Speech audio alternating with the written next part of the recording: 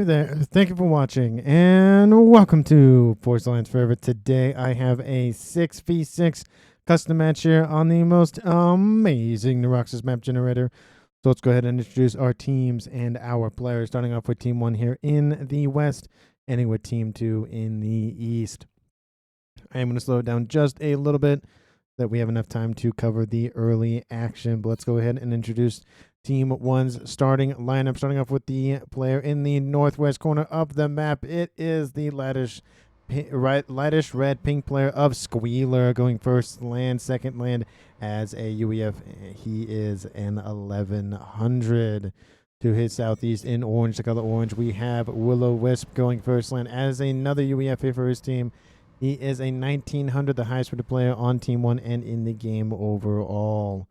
To just continue on southward, we have the rust color player of Mr. Female Dog going first there as a Seraphim. He is a 1200 rating. In amethyst purple to the southwest, we have Wetman going first land as a Cybrin.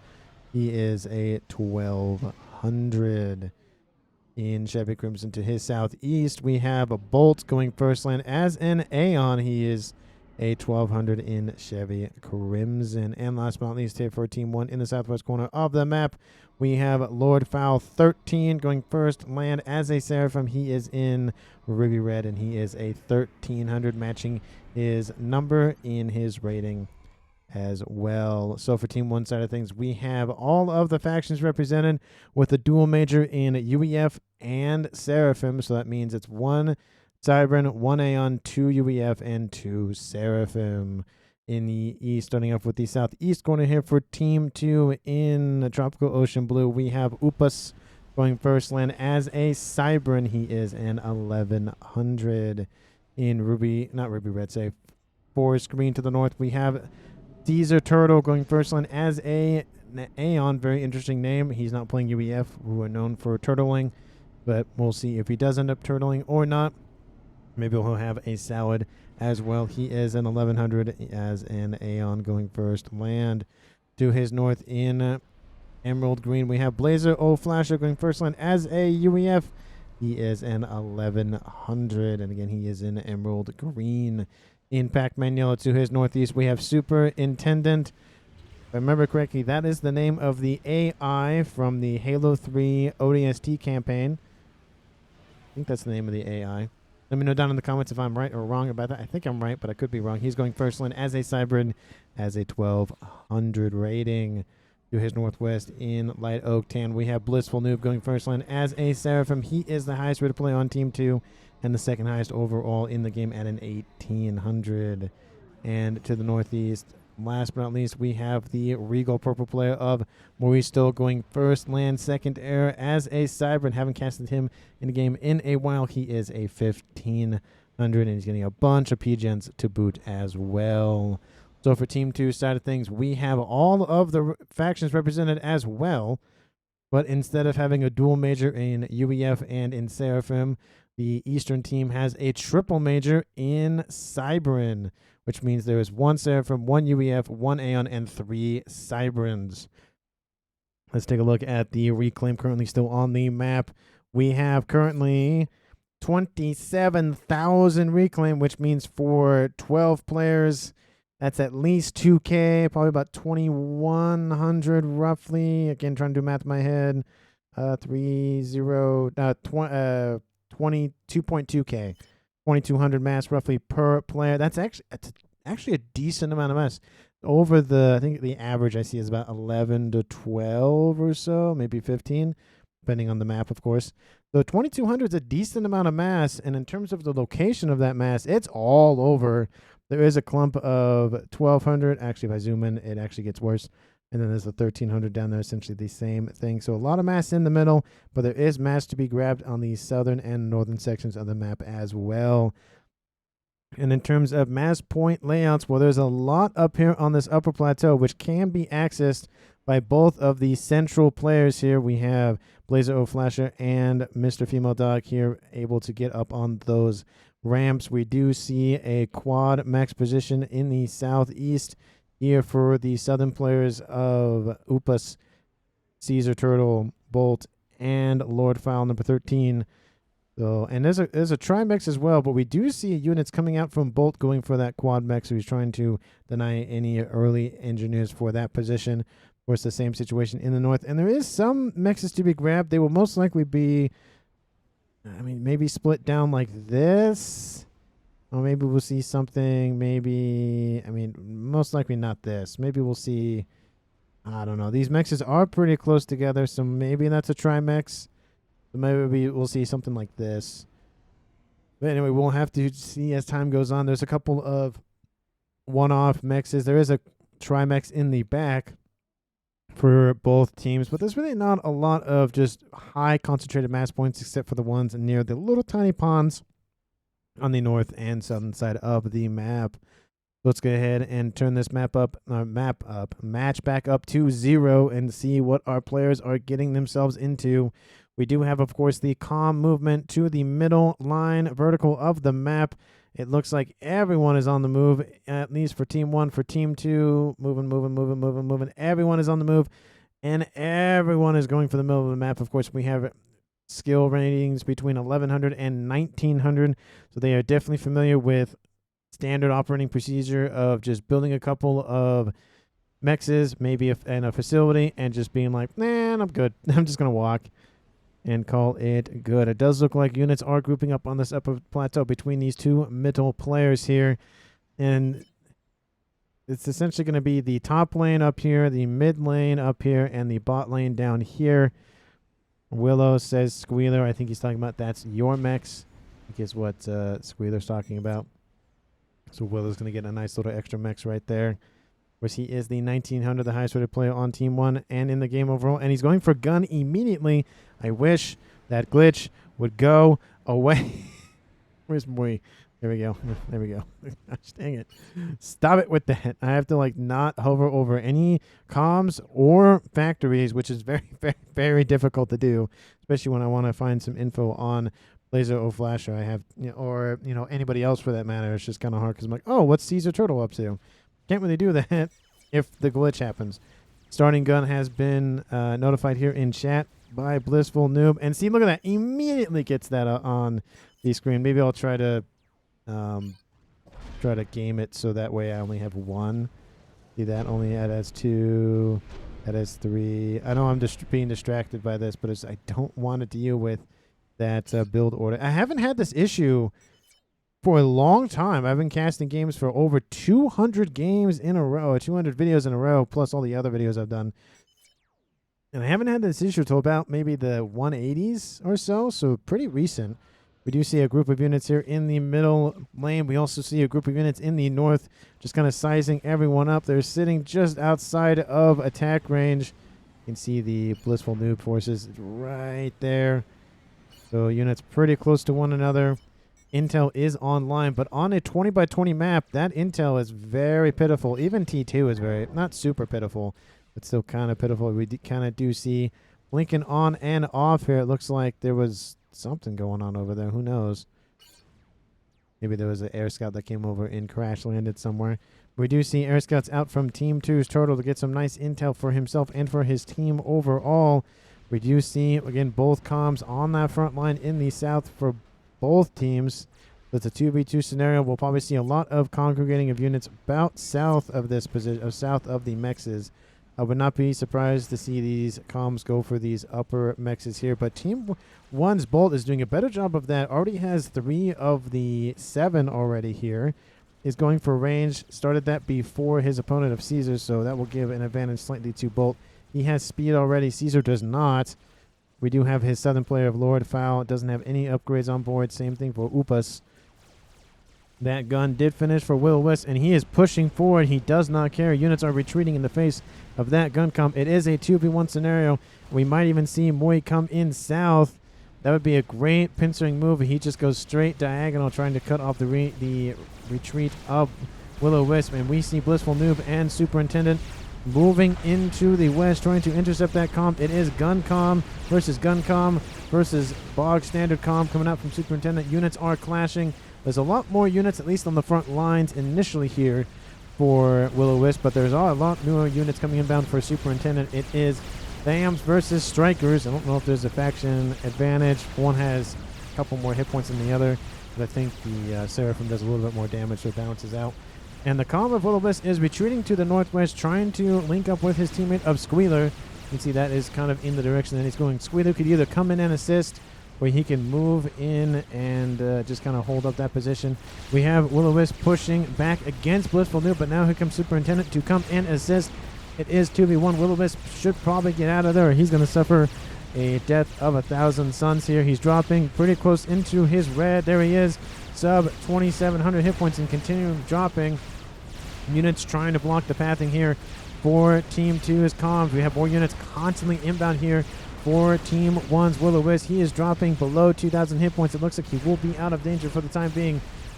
Blissful Noob probably shouldn't have dropped back. They could have probably gotten the kill on that comm. He's going to keep moving westward. We do see upgrades here for the central players of Nano. Not Nano. Of Mr. Female Dog of Nano. He already has gun and T2 for Blazer or Flasher. So one being aggressive, one being defensive. Very standard here between Seraphim and the UEF comms. Speed on the way here for Turtle. T2 on the way here for Upas. Gun on the way here for Lord. And Bolt has speed and gun, so speed and range. We will have a slight advantage in that regard, but we do see the comm of Wetman pushing on this southern side, trying to cover for his teammate of Bolt moving in southward. That comm is on an upgrade, and he's not moving. If he doesn't move pretty soon, he is DED, and he has to move. With that gun, speed, and range comm, he's got to get out of range. Bolt could easily step back a couple of meters and just call it good. Yep, he's attacking at range. There's one artillery nearby. He wants to finish that T2. It will give him more hit points, but he will be forced to cancel that speed upgrade. Needs to finish very quickly here for his teammate, or that commander is dead as well. T2 now on the way here for Mr. Female Dog. He has T2, Nano, and gun. It's going to be super chunky here in the middle of the map. Gun damage range online here for the northern player of Squealer. Mui did not go. He has T2. He's getting some Cerberus turrets online. Those tickle cannons trying to deal with that. And the comm of Upas does get defeated by Bolt. Yeah, I mean, he didn't have any gun. He didn't have T2. He didn't have anything. And that was essentially going to happen at some point. Shield on the way here for Caesar Turtle. Very interesting. He's going for that move instead of advanced range. Does look like some sort of attack. There's a lot of T1 flares as light assault bots. Not using those Aurora tanks, but using the assault bots. They move faster. That is a slight advantage in that regard. There is a T1 mobile artillery trying to fight some T1 light tanks of the Aurora. And of course that comm is gonna get some nice veterancy here, almost up to 1,000 already. That'll be an extra 10% hit points and a little bit of regen for him. We're almost done with that gun upgrade. Will-O-Wisp back up to 3,000 above red. I'm surprised he didn't go nano as of yet. He's getting another radar installation to get some nice sentry on this eastern side. Sensory, I don't even know what I was going with that. But a couple of T1 tanks, it looks T1 light artillery being shot at by those tickle cannons. And all those things have to do is come into range and they'll rip through those PD. So maybe we'll see an attack somewhat on the north here pretty soon. Don't land your Prowler T1 interceptors kind of just over here. They could easily get shot at by those tanks that are inbound from the Light Oak Tan Flare of Blissful Noob. We are in 10 minutes in this game, almost at 11. One player has died for Team 2. It is a 6v5 game in favor of Team 1. Bolt is wrecking this facility really just thoroughly. All units coming in to deal with this has forced back Caesar Turtle. He has range and speed, doesn't have advanced range. He was going for shield and then had to stop it. There are T1 Zui inbound to help deal with any sort of annoying little mexes here for his opponents who are trying to just snipe up the Eagle. And another group of units coming out from Lord Fowl coming in southward. There is a group of units stationed nearby here for Blissful Noob. He wants to protect his main base in the south. Units will intercept them, and more units are being built, and T2 tanks are being spammed out. We have some rhinos just going to just be thrown on the front lines. T2 Air is online here for Turtle. T2 Air, and already upgraded to T3, almost upgraded to T3 Air here for Superintendent. And T2 Land here in the north, upgrading to T3 as we speak. Does anybody on Team 1 have T3A? And they do. They have T3 Air. They've produced a T1 bomber. They're getting their PGen. They probably will go for early bomber. That would be my idea here. Because Team 1 does have that advantage for now. T2 radar installation might go down here. Shields are non-existent even. T2 Triumphs is being ripped apart by Mr. Female Dog. 18,000 hit points with 92 hit point a second regen.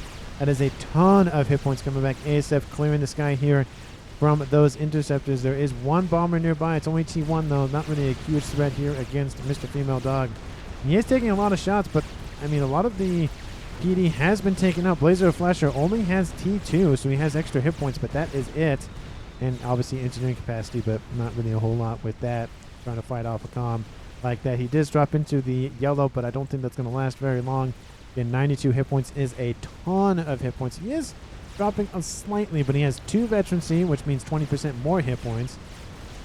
More triads constantly being built, and backup triads being built as well, constantly forcing back that comm. We do see Blazer Flasher is holding for now, but we do see a long string of units trying to come in from the north and go in around like a hook maneuver. We do see Team 1's Will-O-Wisp pushing against those dual comm in the east, and we see Squealer pushing up in the north. We see Moi going for more T2 PD, and it's really ripping through all of these T1 tanks here. There's not T2 units. If there were T2 units in here, they would have ripped through those pretty quickly, but all of those Cerberus turrets fired on Squealer. He has 1 veterancy, and he is taking a lot of shots, and those guns are in range, and they will be in range for a while. You can see the range of those. That is a lot, and I don't think Squealer's going to get out of this. All units are being diverted to the south to intercept though that comm, and he's dropping into the red very, very quickly. Sub 2,000 hit points. I guess they don't want to kill him off, maybe? They were definitely in range, but I don't know why they didn't fire, interestingly. But Will-O-Wisp is still pushing eastward. He has a couple of triads, just backing him up. He does have a couple of them. He only has 1 right there, I guess. There's nothing back here, but he has something to fall back to at the minimum, which is better than nothing. T2 Ilshi's on station for Team 2's Blissful Noob. Those things are very, very, very annoying to deal with. And a bunch of T1 facilities being pumped out as fast as he can, getting multiple of them online at the same time. Trying to get his engineering and production facilities in full swing. T2 Rhinos trying to do their job in holding off the incoming threat here from Lord Fowl. Of course, on dual base here. Oh, no. Oh, that is Blissful Noob's base. For some reason, I thought it was somebody else. But he has T2 in the south for the Cybran faction. It looks like it's just T2 tanks all day, every day. We have T1 units inbound here. Some THAMs inbound from Lord Fowl number 13. And those Rhinos are doing a pretty good job of holding off these T1 tanks. And we do see that T2 Extractor is going to go down to some Zooey fire. Definitely not the ideal situation, but again, not going after the main base is definitely preferable to just losing a T2 Mechs. We do see one little Ilshi trying to get by, but there's a couple of T1 Striker tanks nearby, and that Ilshi gets taken up by Triad Fire anyway. Shield now online. T2 Radar is online as well. It's been online for a while. It's a decent amount of the map that he can see. Well, decent amount, air quotes. That'd be a great position for T3 Omni if he does upgrade it. It's a little early for Omni. Some people like to go for that a little bit early, but usually the air player is usually the one that gets control of it. Somebody upgrades it and then gifts it over.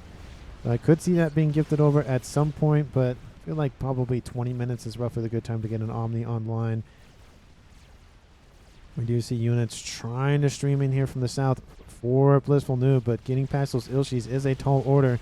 T1 engineers being attacked by that Rhino, but that Rhino focusing on the Ilshi, not the engineers. Definitely missed opportunity there. Is going after that T1 Mechs. Will kill it off. Will he kill off the engineers? Yes, he'll kill off both of them. Will get killed off now and kills the radar. Definitely something here, but there is a nice T2 radar very front and center here for Lord Fowl, so he's a decent amount of the section. And Will-O-Wisp gets taken out by missile fire outbound from Superintendent and Blissful Noob. Interesting that Superintendent got it. Must have been just units rushed in. Let's see, he had some T1 Mantis as well. And now with Will-O-Wisp gone, there's a 5v5 in favor of Actually, there isn't in favor of anything. It's just neither team is in favor. It's just tied. It's a tie game. We have some ASFs dealing with these Corsairs. Mr. Female Dog is under fire from the Corsair fire. He can dodge most of those shots, but though a lot of those Corsairs do not get a second volley inbound. There are more coming in all the time, but there's a lot of ASFs here. A lot in air quotes, just enough to deal with the Corsairs essentially. And there's not many that. They do a decent amount of damage on his hit points, but I mean, again, 92 hit points a second. That's a lot. And a lot of that forward momentum for Team 1 in the north essentially peters out and then inverts, and they have to fully retreat. Everything gets handed over to Mr. Female Dog. He has to focus his efforts on protecting most likely this section of the map. Of course, he wants to protect the main base coming out from Will-O-Wisp and his main base. They are both Seraphim. No, one's UEF and one is Seraphim. So there is a mixed max in units, but there is commands to be able to just select all tanks, select all air force, that sort of thing. TML Online says Blissful Noob. There is one right here. It is, oh, that's actually a really good place for it. Essentially can only get hit by some artillery fire. That's a really good placement. Using the environment to his advantage. Missile inbound going after, of course, Blazer of Flash's front line. There are some TMD built here for him as well.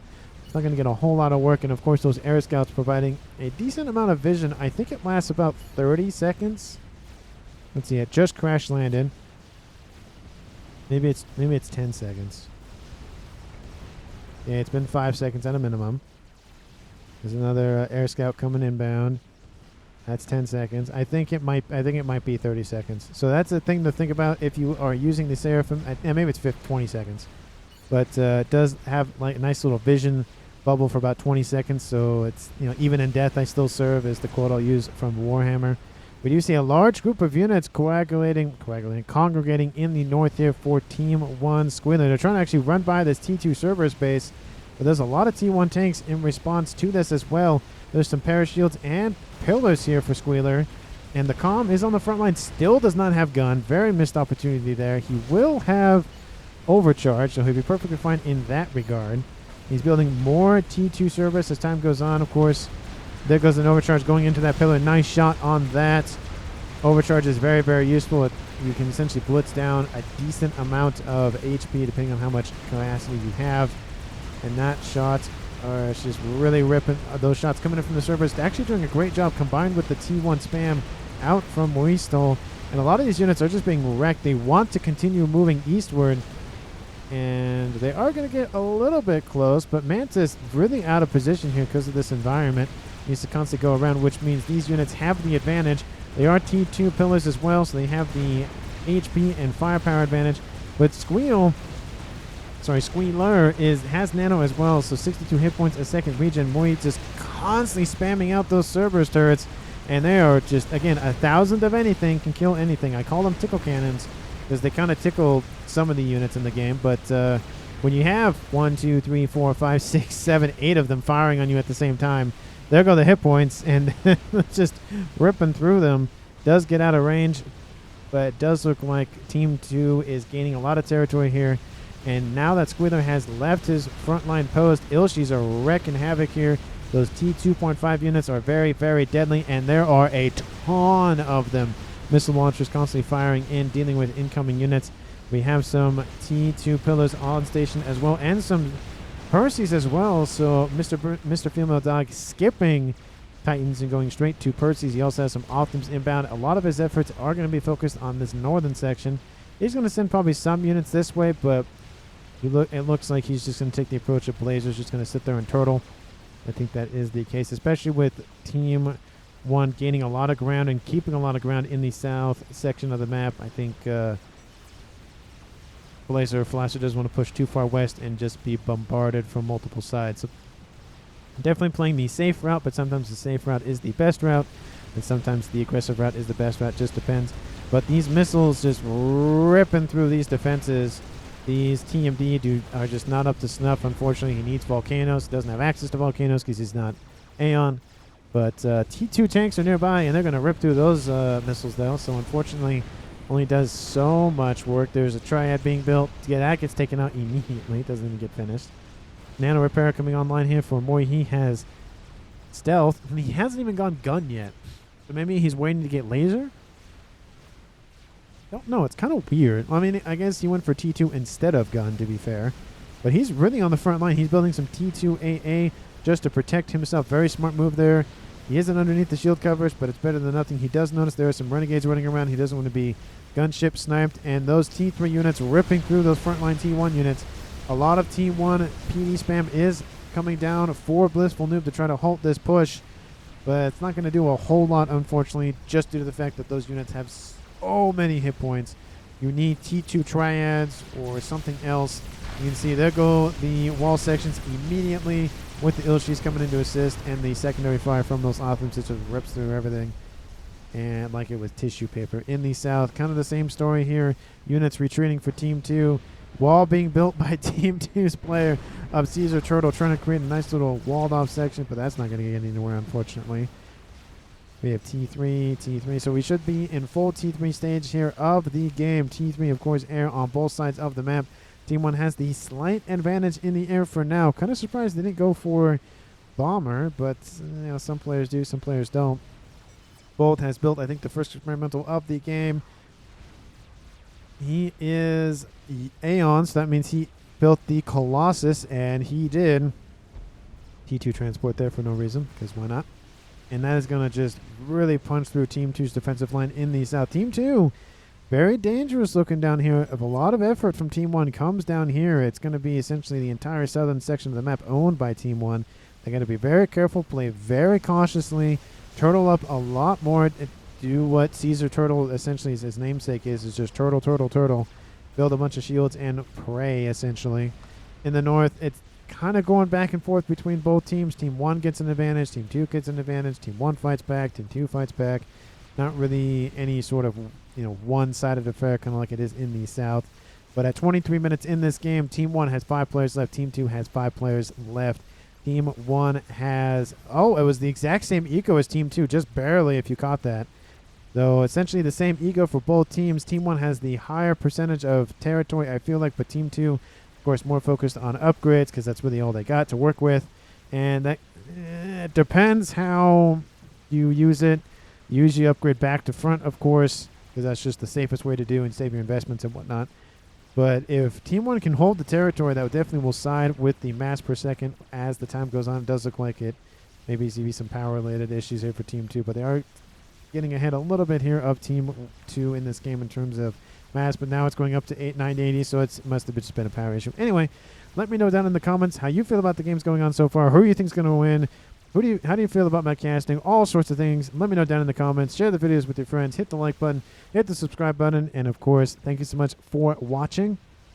I have to thank every single one of you because I do appreciate all of the support I've been getting the past couple of weeks. I really love to read the comments. Really love to read the support coming in from everyone. Again, thank you so much. I'm on my way to 1,000. I'm getting closer every single day, and I can taste it. It's like almost in the palm of my hand. So thank you so much. ASFs are inbound to deal with those renegades. The renegades are not prepared for that amount of ASF fire, and they stop just briefly. So if you notice there, instead of going all the way in and having to circle around, Superintendent was able to stop his ASFs just short to be able to fire more missiles into those gunships, killing all but one of them. Actually, all of them did die in that engagement. So great tactical move here by Superintendent. Doesn't have a whole lot of ASFs after that, but did take out the gunships, which was the main concern. Of course, he still has to protect the units for his teammate of Blissful Noob, but, you know, something's better than nothing. What is this? Is this... What's Blissful Noob? What is it? What is he talking about? Okay, you don't have the little camera icon. I don't understand about Blissful Noob. Turtle, why do you have no... Oh, Turtle, why do you have no units? Because he went T3 air? Question mark? He doesn't have a lot of mexes? I don't know. What's his eco like? 37 mass. Oh, that's why he doesn't have any units, because he only has 37 mass a second. That is not great here for Team 2's Turtle. He's going for shield right now, trying to protect his commander, but a lot of units, concerted effort by Team 1, again, to push on this southern side. Can we give some mass? Superintendent, that's an auto message. But the facility gets immediately reclaimed. Blissful Noob being like, nope, just going to reclaim the mass, going to funnel it somewhere else. My income is 25 mass a second. And that is a good strategy here. If you know your base is going to be destroyed and it can't really offer a lot of protection, you might as well just scoop it all up and be done with it. All of the mass is being scooped up. Team 1 engineers hurriedly scooping everything up. That's 3,000 mass essentially per T3 mechs. That is a lot of mass you can funnel into other upgrades and projects in the north. And with this demise of Team 2's Blissful Noobs, the old Upus base, Team 1 will gain control of the entire southern edge of the map, but can now start pushing northward. Once you take out a front, you can focus on other fronts with more concerted effort, and it's a better deal for the one that, of course, has less fronts versus the other player who has more fronts. At least Blazer let his opponent make a large T3 army and send it all to my side. What? At least Blazer let his opponent make a T3 army and send it. I don't know what that's... Oh, maybe he's saying he just turtled up here. Anyway. GC in the south. Yep, that is what they've noticed. T3 Percy's trying to hold off this Otham push coming in.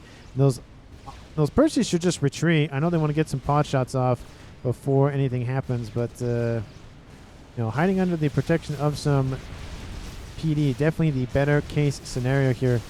They are good at taking out, high value targets because they just do a lot of damage with those initial shots, but after that, under concentrated fire, they don't really last very long. I like how the shield over here is just kind of hanging out by itself. This T1 Flare could take it out. Only has 400 hit points.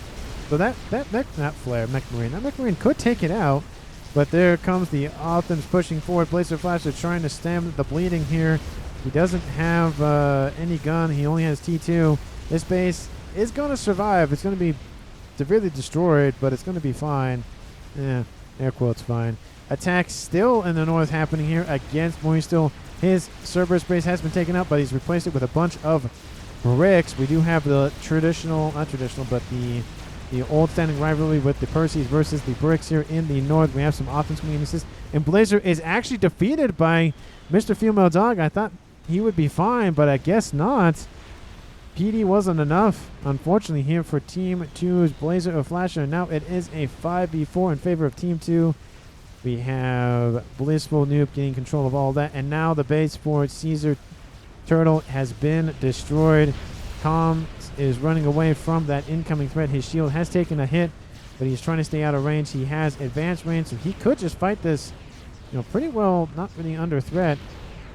Overcharge coming in, takes out more hit points on those tanks, and more units coming in on the edge. This is not great here for Team 2. Getting into the back line, there is a Fat Boy online, but one Fat Boy versus the Colossus, definitely not the best idea in that regard. Definitely needs about 3 times the amount, but there is a Monkey Lord, so maybe the combination of a Monkey Lord and a Fat Boy will be enough. I know the Fat Boy wants to get some shots in, but behind that PD line is probably the better place to be. We do have units kind of just sitting here. It does look like that Colossus is going to lead the charge. Units going to group up and then move in after it. We have some units outbound from Blissful Noob. Actually, these are his units.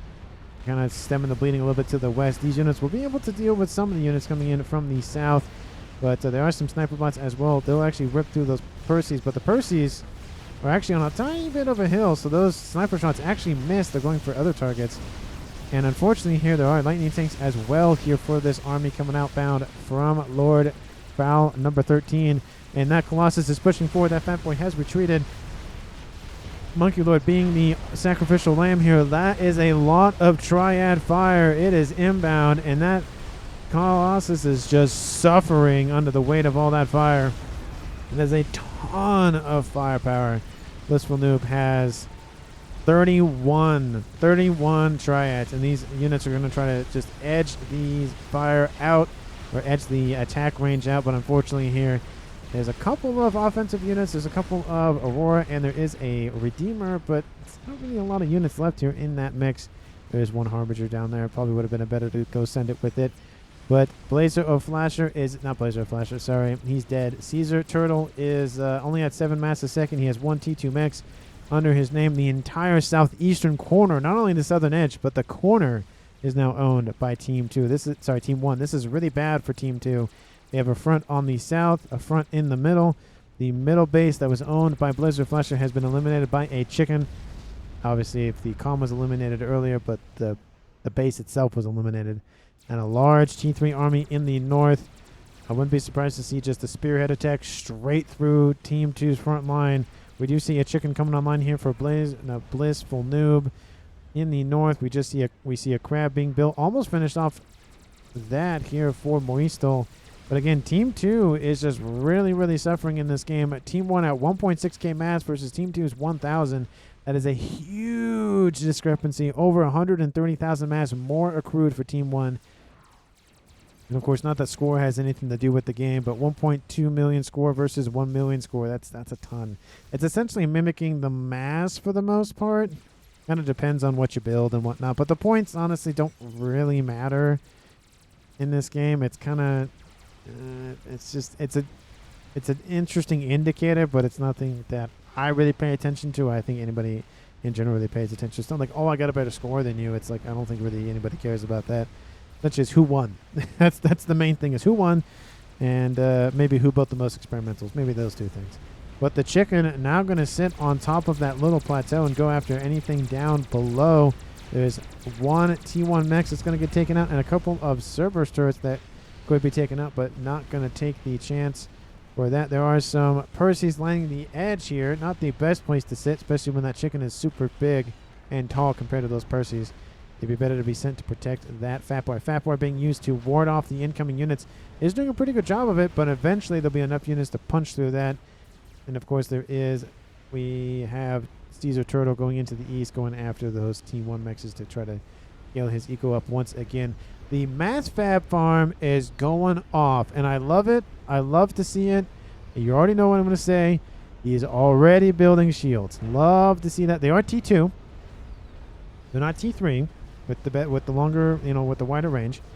But there's, again, shields better than no shields. So I can take what I can get. Those Percys look like they did move out of range of that chicken and other units. You can see some Ilshis trying to fire at a T1 engineer, but just can't get the environment to really work in their favor. Just having a disagreement with that ground. And that army we saw did move to the north, but with a crab and chicken defending it, this is a lot of mass to throw at Team 2's front line. There are bricks and Optims in support as well, but unfortunately here, that's a lot of Percys. Maybe the Percys will kill the chicken. That's probably about it. The crab is backing up, of course, as we speak, so its range staying about the same as the Percys come into range. The chicken's doing a lot of the firepower with 3 different cannons, of course, the slow, medium, and rapid fire. Of course, we have the slow AoE cannon that essentially doesn't really work. Not in this case, it doesn't really work because the things it's shooting at are dead by the time that it reaches it. But the medium and the rapid fire guns are definitely the main 2 weapons that I see do a lot of damage. I mean, again, the firing nature of that heavy cannon does do a lot of damage, but it needs to hit the target, which is the hard part. So if the 2 other cannons kill the target before the slow-moving one can, it's not really great. But Percy's now just going to rip into this chicken here against Team 1's Mr. Female Dog, and that thing is not moving. These Percys need to move immediately. There's that slow cannon. Almost takes out a Percy, but it had a rank in veterancy, which means it survived. All those units are killed off. Will the Iron Storm get any casualties? No, they will not. All those Percys get out. Though a couple Percys did die, but just to show the power. Does kill one Percy because he turned around, or he did a U-turn instead of just turning around. But still, that's not that bad in terms of losses. Team 1's air player of Wetman getting actually not that big of an air grid. It's up there. That's where his main air grid's probably going to be. And in the southwest, there's another air grid online. And an Awasa bomber, depending on how I pronounce it, is coming online. He's getting more power because it looks like he's just needing more power because he's just consuming a lot of it. In the north, no air grid, but a Duke coming online here for Team 1's Wheeler. I don't think that can reach the entire map. Where is it? There it is. It can reach it can't even reach Boistol's base in the northeast. Can't reach the air grid. Can't reach some things, but it can't even reach really most of it. So it's essentially not even great. I mean, you can take out this central base here for Blissful Nuke, but it's not a great use of that Duke, unfortunately. Strap Bomb is inbound targeting that crab. But there's a secondary crab inbound with chicken support, and this is going to crush Team 1's front line in the north. Everything is being sent spam. T3 Percys. Actually, those are Titans and Percys.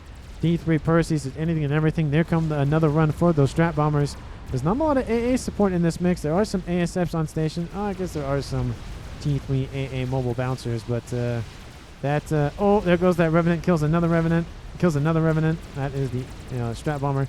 And the ASFs have a tussle, and I think Team 2's, Pac-Man Yellow player of Superintendent has the slight advantage, but he's going to retreat.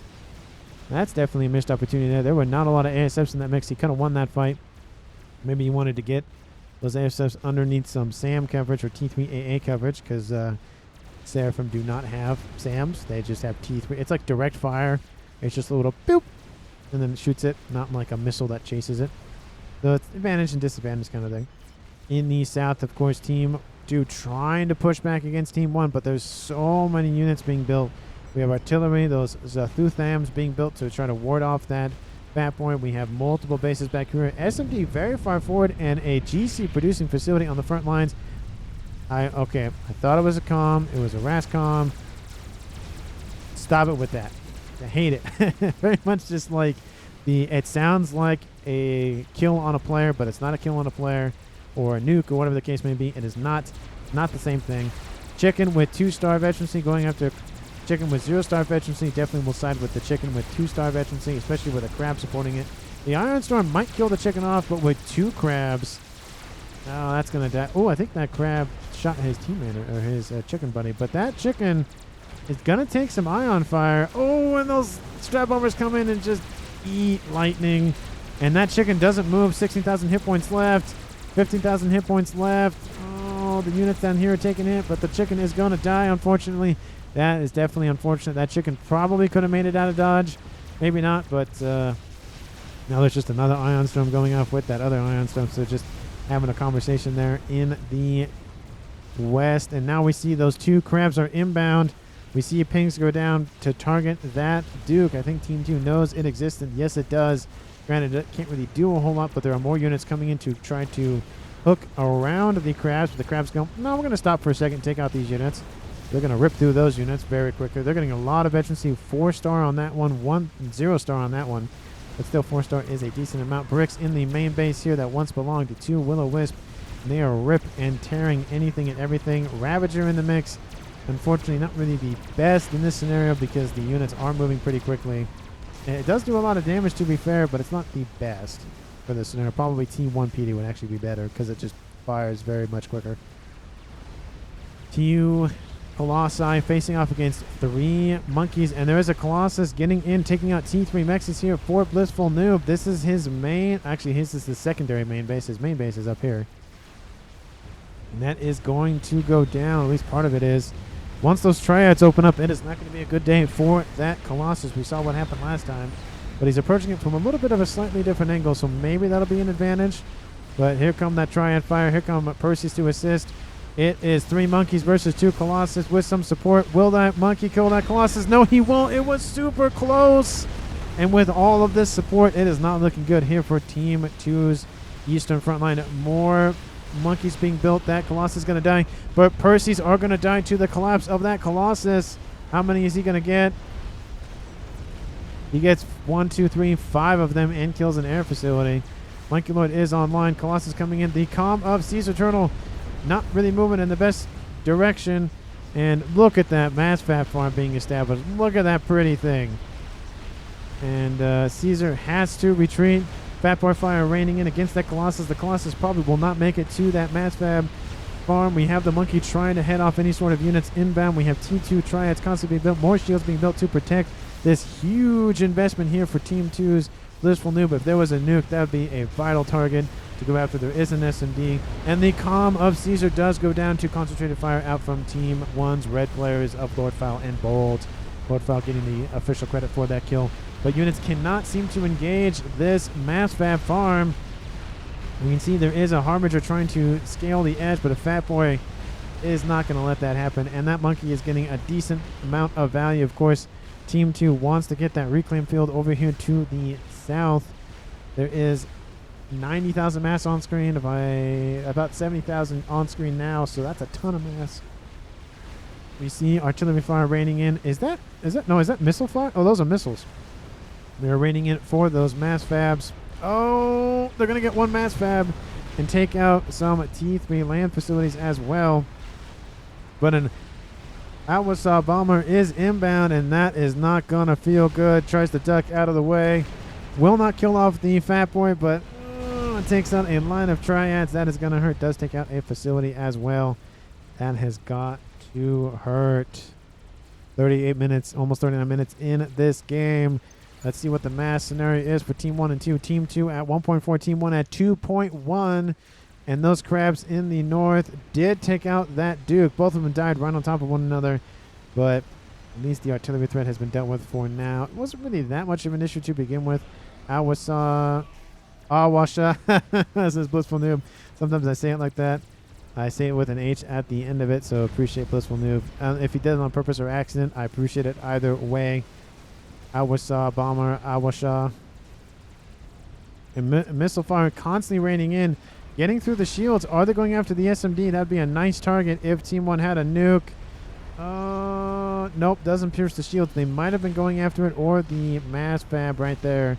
But that is a decent amount of mass fabs. Team 2 is now at 3 players left. Team 1 at 5 players left, giving Team 1 the advantage into that calm left of light. But Teleporter coming online here for the 7 player of Wetman. He has laser, so maybe he will teleport in and try to go after that mass fab. That'd be a large amount of value here. Colossus to the north inbound here from Team 1's Bolt, going after the secondary air grid, actually primary air grid, for the Pac-Man yellow player of Superintendent. We have 1 monkey versus 1 Colossus. Colossus not going to focus it, trying to go after that air facility, but is not going to kill that monkey, unfortunately.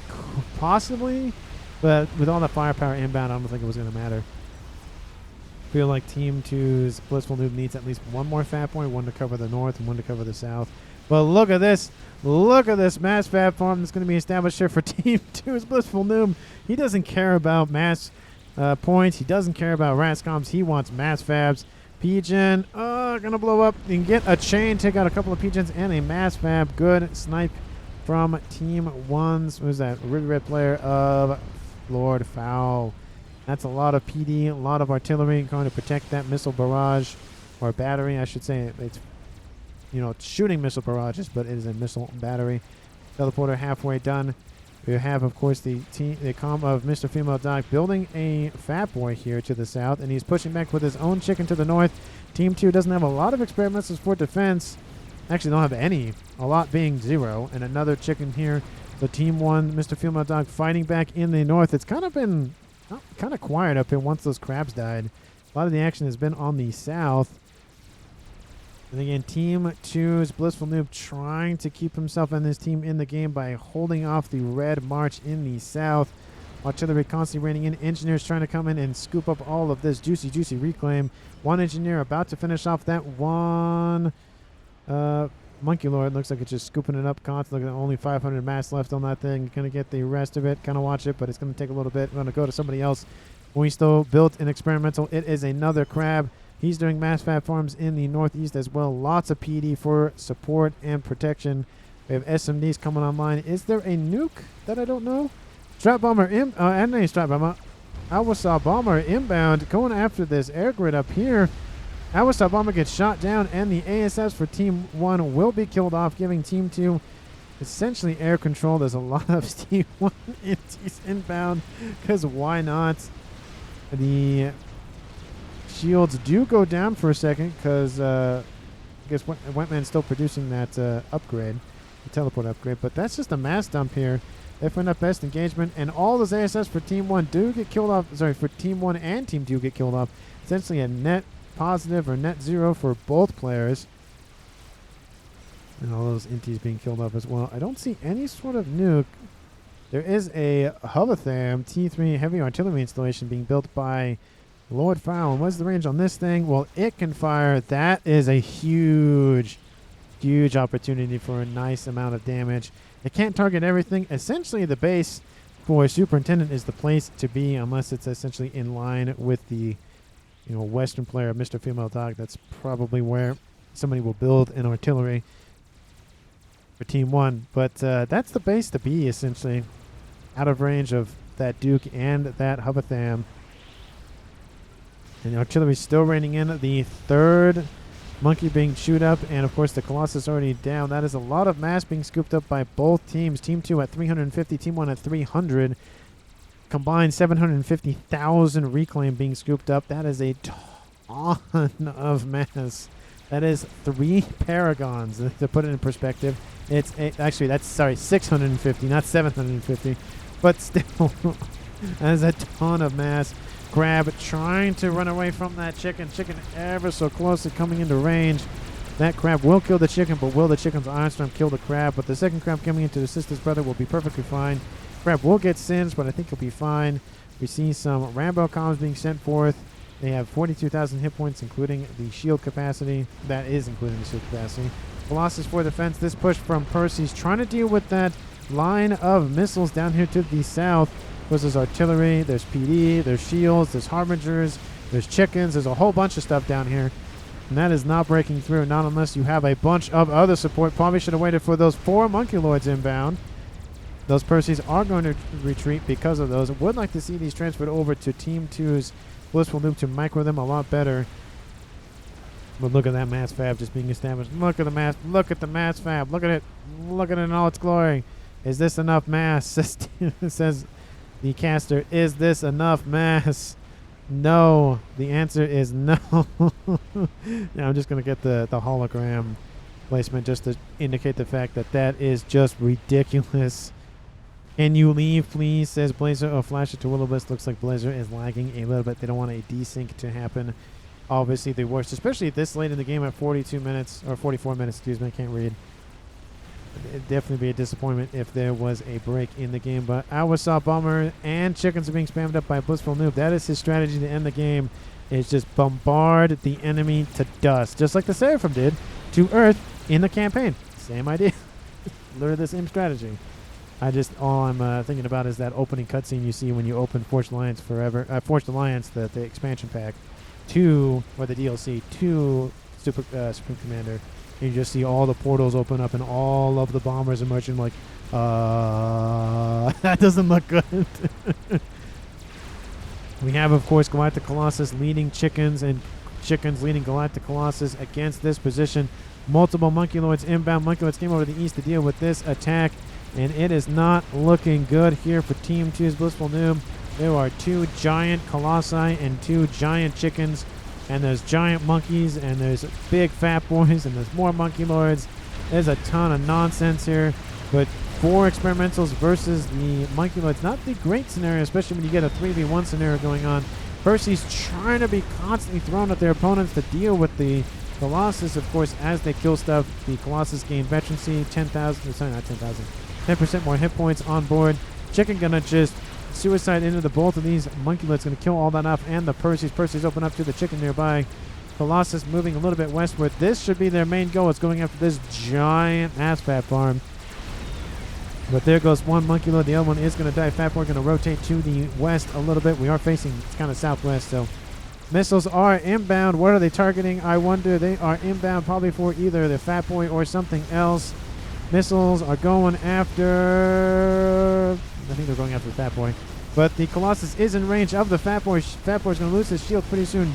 Tries to get under the shield coverage of the base. Oh, it's not going to go good. How is that Fat Boy doing? He's low into the yellow, low into the red. Oh, and gets a rank veterancy with the death of that Colossus. But still in the red. The Red Army is constantly pushing northward. Team 2's position is collapsing. Artillery fire raining in from the Upper-Tham in the southwest. Second one almost finished as well. About to tick over into the green. And it is not looking good here for Team 2 on this eastern side. 46 minutes in this game. Oh, it's just going to hurt. There goes that artillery shell. Does impact the shields. Shields are holding on. Colossus is going to die. There are 2 Colossus and 2 chicken bodies. The Fat Boy is also alive. 3-star veterancy on that thing. Harbingers trying to run into all of that defense, trying to just bury them in mass. Artillery actually got hit a couple of those Harbingers.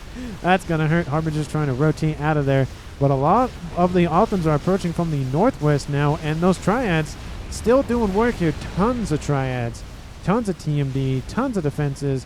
Would love to see some Ravagers in this mix, and Blissful Noob actually just control Case and says, I'm done. I can't deal with it anymore. And that is actually going to give an opportunity for the red team to do some damage against this base, because it takes a second for those units to be transferred over. Fire immediately opens up once again onto those Harbingers, and we actually do see 1 Ravager. Not 2, not 3, not 11, not 25, not 13, 1. Which is better than none, but still. But look at all of the damage. And there's another chicken inbound. We have sniper bots piercing the shields, and artillery trying to do the same. So sending in mine won't have saved it, I don't think. No, I wouldn't have saved it. We have some whalers inbound. Possibly there is a nuke online. It is loading as we speak, but Team 1 should be perfectly fine under SMD coverage in multiple locations. There is not one in the northwest, and that Duke is almost finished once again. And as we mentioned earlier, even if that Duke finishes, which it most likely will, it can barely hit the base of Superintendent. Like I said, that is the place to be. The artillery down south can't do that as well. We'll see what the two of them can do. Got a little bit forward. They can hit half of the base. So half is better than none. But still, this is the place to be. This is the place to hide. Shields need to be coming online sooner rather than later.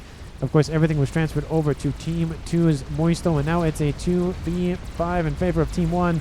Chicken getting into the main base. Oh, it's going to hurt. All he needs is Cascade, and it will kill everything off. Another chicken to the south kills off this base, this mass FAF farm, and we have, of course, an AA nearby to try to deal with those ASFs, but artillery fire raining in. Oh, there goes that lightning storm. All it has to do is kill off a couple of pigeons or mass FABs. That is it. There goes a pigeon here to the southeast. Shield is going down. Oh, there it goes. Oh, and one big giant explosion. Strap bombers for good measure, because why not? One pigeon survived, but Team 2 has lost this position now. It's only 2 bases left. We have, of course, Superintendent and the player of Moisto's base left standing. But we have artillery fire raining in from the north section as well, and it is a disruptor. And this could be the thing that saves Team 2. Is this Scathis? He needs as much eco as he can to build that as quickly as he can. And again, 1.5 mass per second, 1.5k mass per second for Team 2, 2.6k mass for Team 1. And the artillery fire is raining on Mr. Female Dog, of all places. I think that's the... I don't know if that's the best place to fire. Of course, that Duke is online here for Team 1 Squealer. And it cannot hit that artillery. They do not know. Excuse me, what's going on in that northeast section of the map. There are some spy planes inbound. They will not see what's going on. They will see that Scathis, if it's being built. There goes an explosion somewhere. I don't know where it was. Looks like it was a Rascom or Rambocom, one of the two. Oh, did they see the base? They did not. So Team 2's Moisto is still protected for now. They don't know what's going on. That would be the main target if they knew about it. Scathis is going to tick over 50%. Completed. Nuke is launching here for Team 1. Coming out from this very far forward apocalypse. Second one about to load right afterwards. There it goes. Second one is loaded. It is inbound to the northeast, probably going after either the air grid, which the SMD is down. So this is dead. Chicken versus chicken here. And the chicken is not really engaging it quite well. And we have some lightning tanks edging out on the eastern side. We have one lightning tank escorted by a couple of Othams. There goes that chicken. It is going to actually... Is it going to turn? No, the chicken is going to die. And there goes that base. Kaboom! Takes out all of that air grid. And now Team 2 has no air to speak of. They have a couple of interceptors, but that's about it. I feel like at this point, maybe Superintendent should hand everything over to Moi to build that Scathis. But even if the Scathis is built, which it is going to be in about a couple of seconds, I don't know if it's going to be enough. I mean, one Disruptor and one Scathis, that's a lot to fight. Team 1 is, for lack of a better word, just spread out all over the map, partly due to the fact that they've conquered so much, partly due to the fact that, they're just spaced out. They're not super, stuck together like other map gen maps where, all the comms are literally in one place or all the bases are in one place. It's not looking good. 67 units sent over to somebody else, but that Scathis is now raining fire across the map. Maybe he's going after Female Dog. Maybe he's going after Squealer. I'd go after the stuff that could shoot you first, which in this case would be that Duke. If that Duke knew what is going on, we have satellites not being built. That is definitely going to be dangerous here for Team 2 if they do not take care of that. Team 2 definitely does not know about it. Team 2 does not know about the artillery as well. They need air scouts. They need spy planes. They need something. They do have some spy planes right there. Just edge it on the right here, just on the north side of the map. You'll see that. They don't know about the artillery down south. Don't need to worry about that. The air grid is the thing being targeted down west, which is... That's a pretty good. I think that Disruptor can only target this base. There is an Warsaw bomber that landed over here. Another one being built by Team 1's Mr. Female Dog. And, of course, we have 2 Othams on station moving in. Lots of T1... Is that Team 1 AA? No, that's Team 1 AA, I think. Maybe, no, yeah, it's too small for T2 PD or T1 PD. Othams are inbound. That's not the best choice. Should have been T1 PD. But that is not going good. The Superintendent Calm has been defeated by Lord Fowl's Chicken. And now it's Moisto versus the world. And I feel like at this point I'm just going to speed it up to 3. Just so you can see the demise of the south. Sorry, not the south, but the northeast corner of the map for Team 2. You can see that red march just assumed we would win after your unfortunate demise. There's Will-O-Wisp. False sense of security. Yep, that's definitely what it is. Nuke is inbound, going for that northeastern base. And here comes some ASFs to come in and protect something. More ASFs. Don't know. Oh, the strap bombers are inbound. That's probably. I'm going to slow down. Of course, they know about the Scathis now. They're flying over it. That's a lot of shields to protect. The Scathis is actually moving. Don't know where that's going. Strap bombers. What are they going for? Don't know. Bomb land. A nuke down here. Kaboom. And this is just the slow march of death. These crabs got to turn around and face all of the Zooey that are inbound. ASF's just ripping through the interceptors here for Team 2. Bliss raged, but sending in my outmatched Air Force to escort the Washer seemed an odd move. And that Scathis is now out of shield coverage. Don't know why he moved. Maybe it was by accident or on purpose, one or the other. But yeah, it looks like that was by accident. That's definitely a missed opportunity there. Just a lot of artillery that could have been raining in. And those Hubbathams, of course, that's as far as they can shoot. There is another nuke online, and it was... You can see that is the... Of course... What? Is that a... Oh, is that a different location? Hold on. Is that a different artillery? Am I being punked somehow? How is that artillery hitting all the way over there? Don't see... Oh, there's an... Okay, there's emissaries. That's why. I'm like, wow, how are they hitting stuff? Yeah, see, that makes more sense. It's raining in right there. Awasaw bomber inbound. There is some AA coverage. There's not a lot. And it's going to impact the shields. Go after him. Actually, Control K on top of him. He's going to try to move. Crash damage doesn't do a whole lot. Unfortunately, Moi will take some hits, but he'll be perfectly fine. He has Nano. He'll rep up pretty quickly. 98 hit points in second region. Scathis inbound, going after, I think, the Duke to the west. There he goes. It's going to rain in and take out a lot of shields with it, most likely. Takes out a lot of actually T3 land facilities. And the headquarters takes a shot, too. Ah, okay. Shame to waste it all then, really. And the Monkey Lord chasing down Wetman. Wetman teleports in finally. We saw him going for that earlier on. And that laser, once it opens up on that combo, it's going to be very deadly. There it goes. Team 2 is going to get another kill here in this game. Wetman did not move forward enough. Should have just teleported straight in. But wanted, of course, to avoid the PD. And the purple player of Moi kills the purple player of Team 1 of Wetman. But this is just survival game 2. The end here. We have Percy's to the northwest. Chicken to the west. We have other T1 Sarah from Spam. Couple of T3 as well. Another bomber. Nice little wing escorting us. I like the circle. I like the circle circling it. I like that. Something explodes somewhere. Don't know where that was. But the bomber is inbound. A lot of AA is here. Oh, it takes out that line of PD and some of those those bouncers. That's a lot of missiles inbound. That is a lot of AA. He's not getting another pass at that. Lots of hit points gone. Lots of tickle cannons trying to hold off that chicken. Chicken here for Team 2. It's going to die, but it's going to die in the service of its country. Oh, there it goes. The chicken's going to walk into the ion storm. That's not the best idea. They have that same one is inbound, going after another bomb. Lands near the chicken. Sorry, the crab. Takes out a shield. That's really about it. Crab will get some nice veterancy from the death. Actually, that chicken does retreat, so that was definitely unfortunate for that crab. But Moi is still alive. The Scathis. Where is the Scathis? Was it defeated? Was it over here? I don't know where it went. I don't know where it went. I honestly don't know where the Scathis went. It was there, but it's not there anymore. That's weird. I literally do not see it, even if I pull up the mass. Not there. Stuff is exploding. Don't know. Oh, it's exploding over here. The Duke is still online. Everything here is gone. Satellite almost down. Team 2 is going to get some nice destruction at the end of this game. 56 minutes, 11 seconds. The crab goes down. Oh, there he is. He's just hiding. Gosh dang it. You're probably saying to me in chat or like yelling, like, it's right there in front of you. Look at it. It's right there. I see it. It's right next to the comm. Don't you see it? But there he goes. Moi just Control K's everything in the rest of his base because he knew the game was over. He just wanted to probably take out that Duke, and he did. And that is a win here for Team 1. Let us go to MVP and MUP awards. Ooh, it's kind of hard because we had Lord Fowl and Bolt combined did a very, very good job pushing on that southern edge constantly. That kill, let's see, that was in the north actually.